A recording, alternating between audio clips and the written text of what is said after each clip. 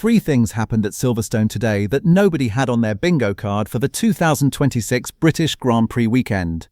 Lewis Hamilton put Ferrari on sprint pole position by 11 thousandths of a second, the width of a human hair at racing speed.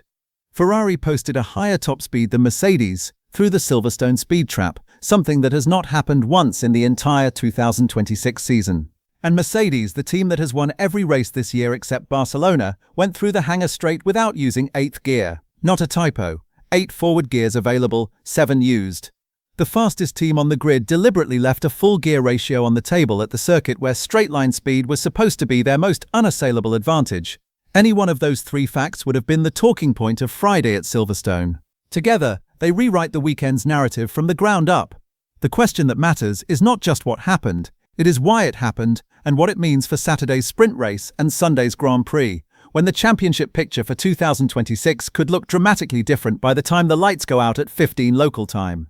Hamilton is pole for the sprint. Ferrari has been faster than Mercedes in a straight line, and Mercedes has not shown everything they have. This is not a normal Friday at Silverstone. Start with the speed trap, because the speed trap is where the Ferrari story of 2026 has lived all season, and today it told a completely different version of that story.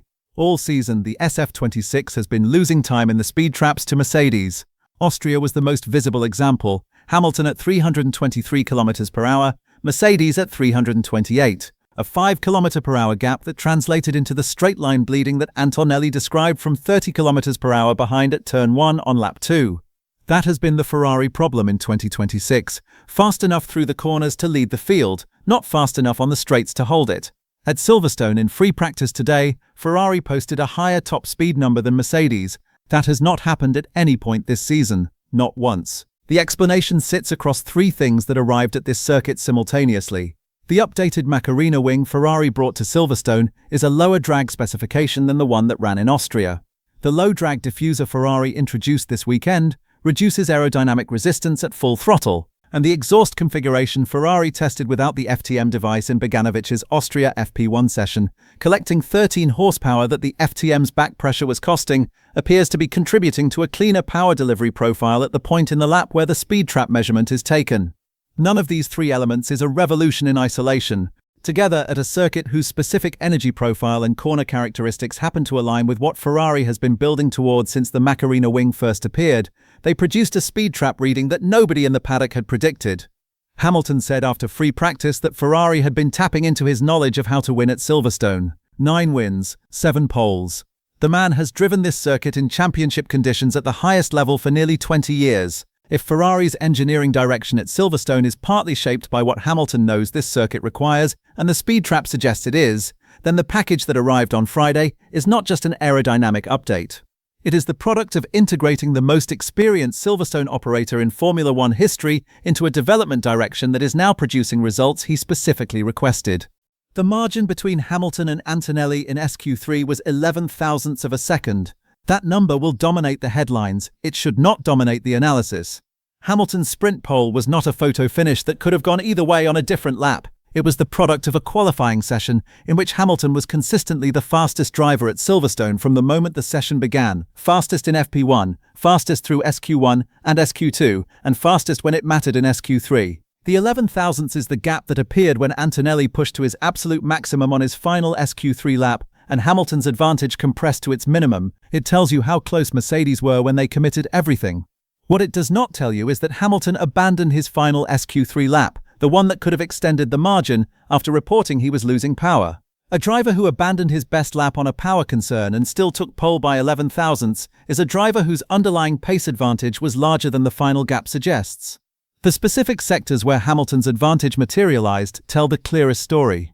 Through Maggots and Beckett's, the high-speed complex where aerodynamic load, car balance and driver commitment interact most completely, Hamilton was consistently faster than any rival. This is the same sector where Barcelona's data showed Ferrari 4/10ths faster than Russell. The pattern is repeating at a circuit with a similar high-speed character in the corners, but with longer straights attached. What the 11 thousandths actually represents is the moment where Silverstone's straights partially cancelled out the corner advantage Ferrari had built.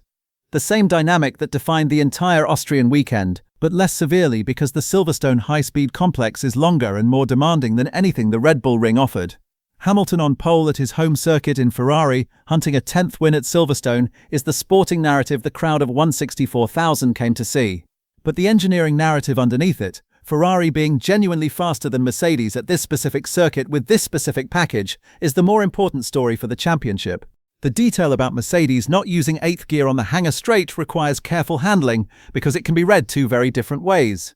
Version 1, Mercedes has a power unit or software issue that prevented them from using 8th gear, which means their actual straight-line pace was artificially limited today, and the speed trap advantage Ferrari appeared to hold is partly illusory. Version 2, Mercedes deliberately managed their power unit operating parameters on Friday to protect their engine and preserve performance for the sessions that actually award points. The sprint race on Saturday and the Grand Prix on Sunday, knowing they have enough pace in reserve to be competitive when they commit fully. Both versions are plausible. Only one is consistent with how Mercedes has operated all season. Mercedes has not at any point in 2026 shown signs of being unable to use their power unit at full capacity due to hardware limitations. What they have shown repeatedly and at multiple circuits is a willingness to manage their power unit deployment strategically across a weekend, lifting in practice, running in different engine modes, preserving reliability for the sessions where championship points are at stake. If Mercedes was sandbagging their straight-line pace in free practice and sprint qualifying, running conservatively in the same way Ferrari was accused of doing in Austrian practice before turning the performance up in qualifying, the picture that emerges on Saturday morning when the sprint race starts is considerably more complex than today's speed trap suggested. Hamilton on sprint pole by 11 thousandths over a Mercedes that may not have been running at full power is not the same as Hamilton on sprint pole by 11 thousandths over a Mercedes that was. The sprint race tomorrow answers which version of Mercedes turns up to the grid, and qualifying on Saturday afternoon answers the same question about Sunday. The championship picture is specific. Antonelli leads by 40 points over Russell. Hamilton sits third, 6 points behind Russell. 33 points available this weekend, 8 from the sprint, 25 from the Grand Prix. Hamilton needs both. Antonelli can absorb a weekend of second places and still control the championship. Hamilton cannot. Sprint pole gives Ferrari something Austria never gave them. Clean air at the front, at the circuit that rewards their strengths most, with the championship leader starting second and needing to fight through traffic if the Ferrari start is clean. The concerns remain real. Super clipping is the same architecture arriving at Saturday's sprint. Hamilton reported a power loss on his final SQ3 lap that needs resolution overnight. Mercedes have not shown their full hand. But the qualifying position, the speed trap number, and the circuit characteristics together give Ferrari the conditions that Barcelona proved the SF26 can convert. Hamilton on sprint pole. Ferrari faster than Mercedes in the speed trap for the first time in 2026. Mercedes without their 8th gear on the Hangar Straight. 3 facts that individually would generate a weekend of analysis. Together they compress the entire narrative into one question. Is today the real picture? Or is it a Friday version that Saturday and Sunday will correct? Hamilton has answered that question at this circuit before, 9 times. The crowd of 164,000 tomorrow knows the answer they want.